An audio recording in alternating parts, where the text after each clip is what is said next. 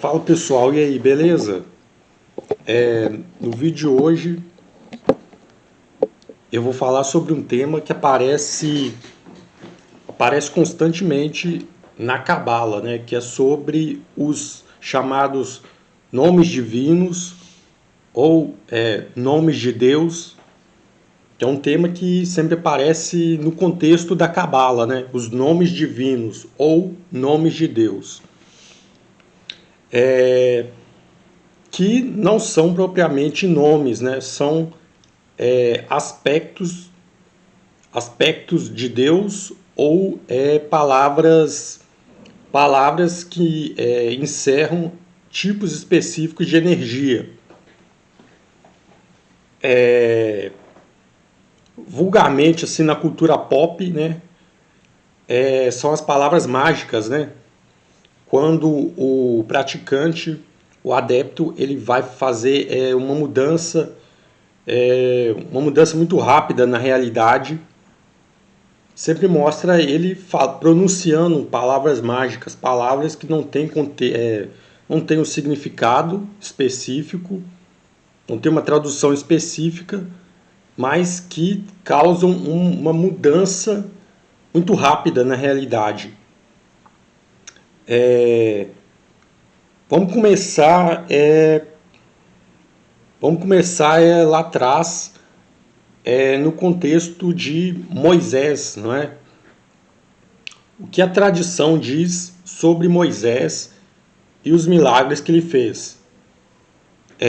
A tradição diz que Moisés foi um grande adepto, Moisés foi um profundo conhecedor de todas as técnicas ocultas, em parte do Egito, que era uma nação que já tinha uma fama de serem conhecedores de técnicas mágicas, e também do povo hebreu que ele pegou, né, que ele aprendeu, que ele recebeu. Então Moisés era um iniciado, um profundo conhecedor das técnicas do oculto.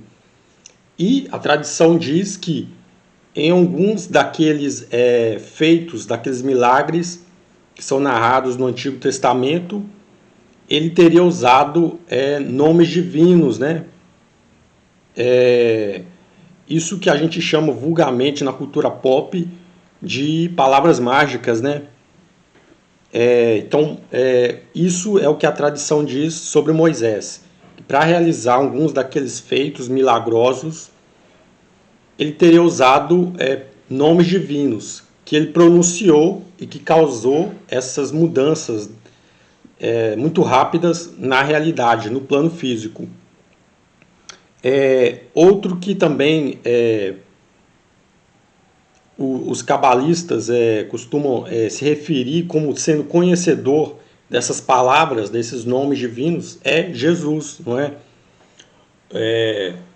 Na tradição judaica, quando Jesus estava operando os milagres, alguns rabinos acusaram Jesus de estar fazendo uso de nomes divinos ou do maior nome divino, né?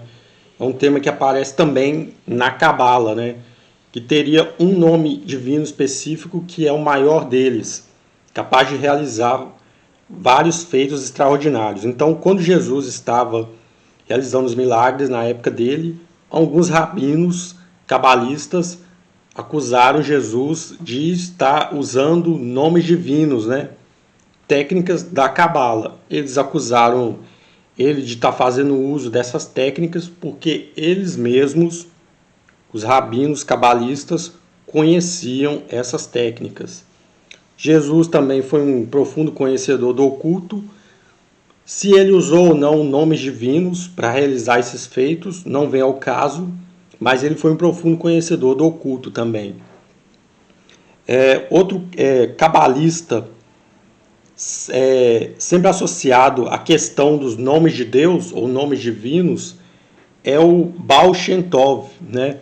O fundador do movimento místico judaico conhecido como chassidismo, né?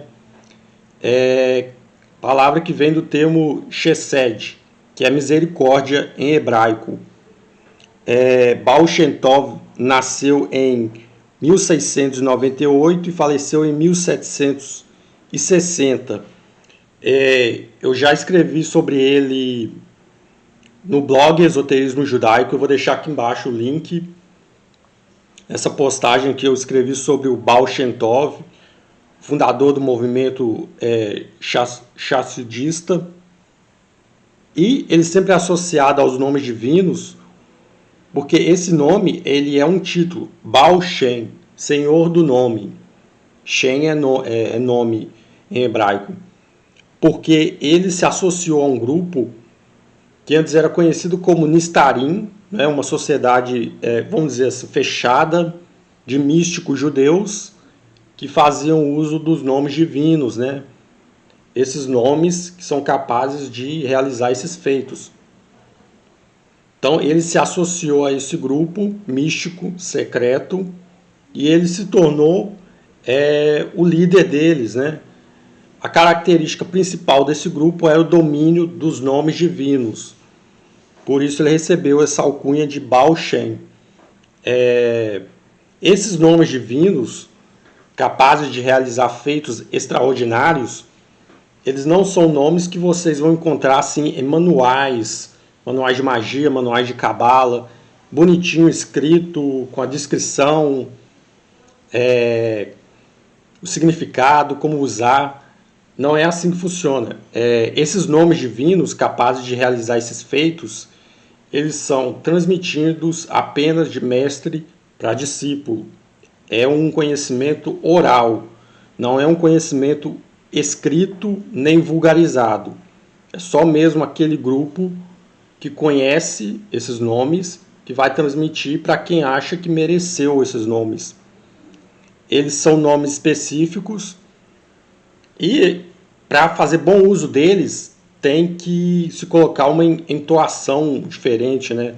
Tem que se colocar uma emoção diferente na pronúncia para que faça efeito, né? Outro tópico típico da Cabala, os chamados 72 nomes de Deus. Nessa imagem aí da capa tem os quadrinhos dos nomes, né? Partículas com 3 letras hebraicas cada uma. Esse é o quadro dos 72 nomes de Deus. De onde vem isso? Sempre aparece na Cabala. Ele é tirado de 3 versículos da Torá, não é? Ele é tirado de 3 versículos do Êxodo, capítulo 14, 19, 20 e 21.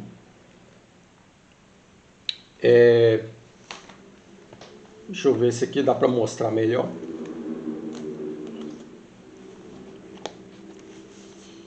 Aqui os 3 versículos.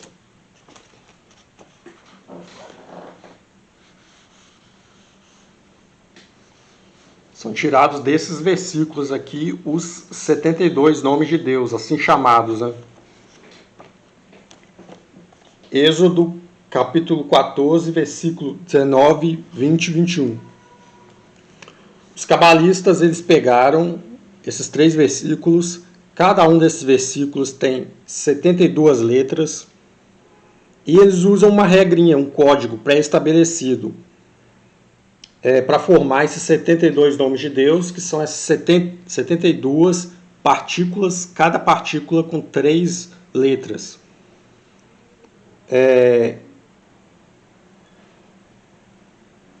Eles pegam a primeira letra do primeiro parágrafo mais a 72ª letra do segundo mais a primeira letra do terceiro parágrafo. Aí eles formam uma.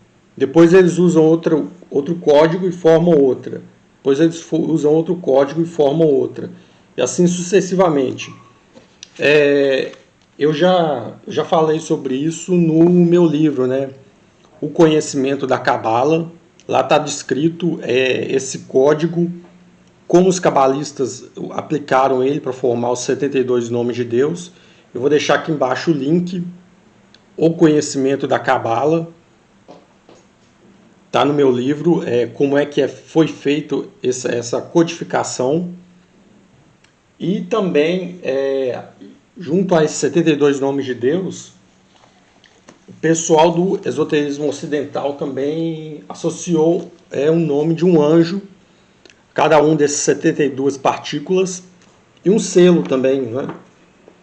Aqui, nesse livro aqui, Manual Mágico de Cabala Prática, do Elvésio de Rezende Urbano Júnior, lançado pela Madras, ele mesmo, né, um afiliado a diversos grupos esotéricos, né?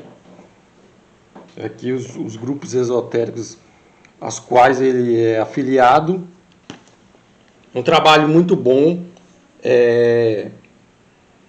que reúne muito material do esoterismo ocidental, muito material de grimórios, né? Manual Mágico de Cabala Prática. Eu recomendo quem quiser conteúdo de magia ocidental.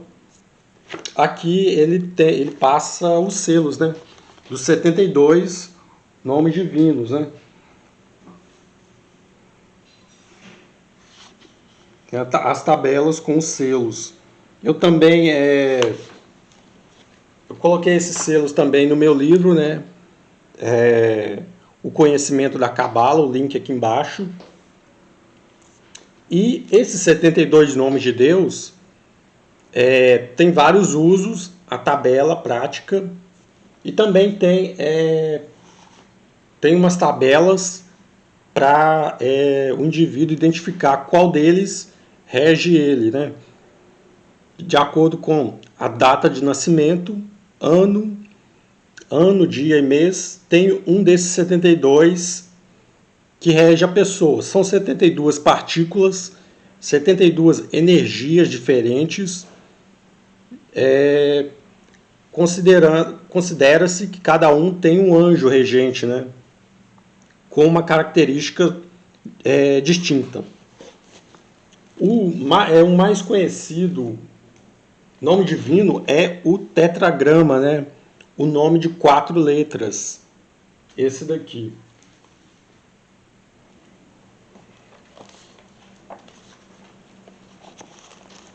O famoso tetragrama. Em hebraico, 4 letrinhas: Yod, Re, Vav e Re. É o mais conhecido, o principal nome divino, o nome de Deus. Os cabalistas, os judeus em geral, na celebração, quando eles estão fazendo a leitura da Torá, eles podem falar os outros aspectos, os outros nomes divinos, mas esse tetragrama, em respeito, eles não falam, eles não pronunciam, eles não vocalizam. Uma interpretação assim, bastante comum desse nome divino é chamado de Javé ou Jeová. A pronúncia correta desse tetragrama, desse nome de 4 letras, a gente não sabe, se perdeu, né? Apenas alguns eruditos judeus devem conhecer especificamente a pronúncia correta, algo como Jeová, Javé, Iaé, algumas maneiras assim. É conhecido como o principal nome divino. E também os cabalistas, os eruditos cabalistas, eles têm muitas descrições, né, a respeito desse tetragrama, muitos detalhes que eles comentam. Aqui nessa grafia aqui, que está escrito em escrita Ashurit, que é a escrita de Torá, vocês podem ver que essa letra Re é diferente dessa letra Re. Essa letra Re aqui, ela está comum e o tracinho dela está para cima, está vertical. Essa letra está mais redondinho. Essa letra Re parece que é um hash, que ela é lisinha, essa parte de cima. E o tracinho está diferente, né? Então, eles têm um monte de detalhes ocultos dentro do tetragrama. Os eruditos cabalistas, eles consideram que algumas dessas letras são masculinas, têm aspectos masculinos, outras letras do tetragrama têm aspectos femininos. Eles consideram o valor numérico, a soma do valor numérico é 26. Então são vários detalhes que os eruditos debatem sobre esse tetragrama aqui. Principal nome divino, né? Deixa eu ver o que mais. Alguns nomes divinos muito comuns, até muita gente usa em nomes de estabelecimentos comerciais, né? Igrejas evangélicas, nomes de estabelecimentos comerciais, né? Alguns deles. E o significado deles, os atributos deles. Adonai, por exemplo, Adonai tem o significado, o aspecto de Senhor. Shaddai, ou El Shaddai, tem o significado de Deus vivo, ou aquele que vive. Elohim Tsabaoth seria o Senhor dos Exércitos, ou o Senhor das Hostes. E El, que é formado pelo Aleph e o Lamed, El, que é simplesmente Deus, a forma mais simples em hebraico, El. Cada um desses nomes, muito usados, né, tem um aspecto diferente, né? São aspectos diferentes de Deus, características diferentes, atributos diferentes. Esse é um que eu queria passar para vocês de maneira bem geral sobre nomes divinos, né? Alguns conceitos aí sobre os nomes de Deus na Cabala. Como eu disse, aqueles nomes divinos usados pelos cabalistas para realizar mudanças rápidas na realidade, os assim chamados na cultura pop de palavras mágicas, é só mesmo alguns grupos secretos que conhecem, e é conhecimento oral, não é um conhecimento que está escrito. Eles só transmitem oralmente, de mestre para discípulo. E tem uma entoação diferente, eles colocam uma emoção diferente para poder causar uma mudança na realidade, né? Inclusive, uma interpretação sobre Moisés, o episódio de Moisés, alguns eruditos judeus, naquele episódio que Moisés mata o capataz que está oprimindo o hebreu, lá na construção, alguns eruditos judeus interpretam que Moisés fez uso de um nome divino, né? Que ele matou com a língua, que ele teria pronunciado o nome divino para matar esse egípcio. Então, esses nomes divinos, capazes de realizar mudanças rápidas na realidade, vulgarmente palavras mágicas, é só mesmo um grupo restrito que preserva esses nomes divinos e tem uma maneira específica de entoar eles, né?